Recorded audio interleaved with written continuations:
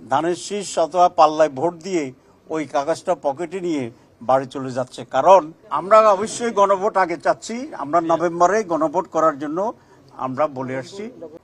না, আমরা মনে করি যে একই দিন যদি হয় তাহলে রিফর্মসের যে ইস্যুটি এটা একেবারেই একটা মাইনর হয়ে যাবে, অনির্য হয়ে যাবে। কারণ প্রত্যেকের অ্যাটেনশন থাকবে তার দলের প্রতীক, দলের লোকদেরকে নিয়ে নির্বাচনের কনসার্ন থাকার জন্য।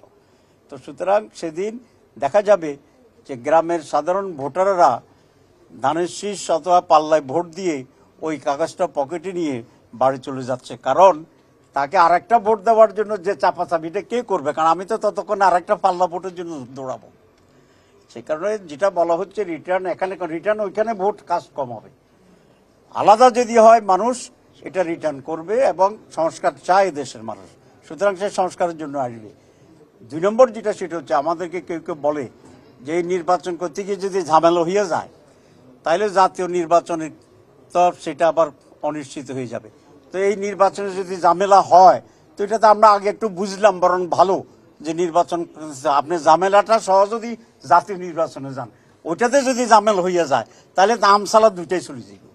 এই জন্য আমরা মনে করি যে একটা সহজতর নির্বাচন যদি আমরা এখানে এক্সপেরিয়েন্স নিতে পারি, এক্সপেরিমেন্ট করতে পারি, কিভাবে পুলিশ সহযোগিতা করে, ইলেকশন কমিশন যদি বুঝতে পারে আমরা পুলিশ সেটা আপনাদের জন্য ভালো, কোথায় ত্রুটি হবে এটা বুঝবেন। আমরা অবশ্যই গণভোট আগে চাচ্ছি, আমরা নভেম্বরে গণভোট করার জন্য আমরা বলে আসছি।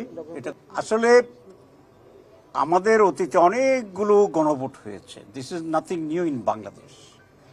এবং সেখানে দেখা গেছে যে 21 দিনের ব্যবধানেও গণভোট হয়েছে এবং বাল হয়েছে, 17 দিনেও হয়েছে। তো এখন তো আমরা 1 মাস আছে বলছেন, 1 মাস 10 দিনও দেওয়া যাবে।